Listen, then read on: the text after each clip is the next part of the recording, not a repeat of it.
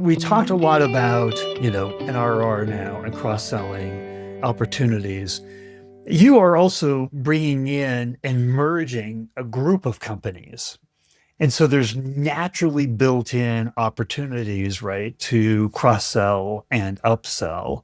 You've been in environments where you didn't have that, and now you are there. What is your advice for companies that are on both sides?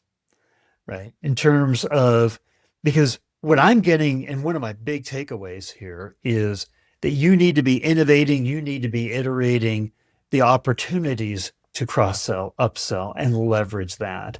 And we don't always get handed here, we're merging a group of companies. So just boom, naturally it's going to happen, right? There's going to be opportunities to cross sell and upsell versus we have to make them and how much time we have to think about and put towards that.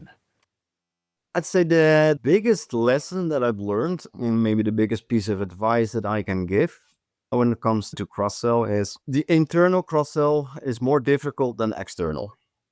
That internal alignment, if you have that completely figured out, cross-sell becomes a natural thing. You don't necessarily think of it as a cross-sell anymore. And this is the nirvana stage, right? I'm not saying this is easy, let's all go for this. I'm just saying, when you've arrived, when you're no longer thinking about cross-sell as different products, it's kind of more like, well, it's just different product SKUs of the product that I'm offering. And it just starts internally, right? Do you have that internal organization that's perfectly aligned, where everything is marching in the same direction?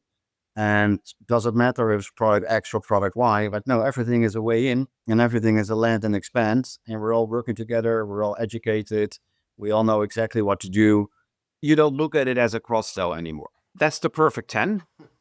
And then it's a matter of, okay, how do we get there as an organization? So how do we get to that stage where internally it shows up as a cross sell, but we internally are thinking more aligned, more as a single product with different entry points?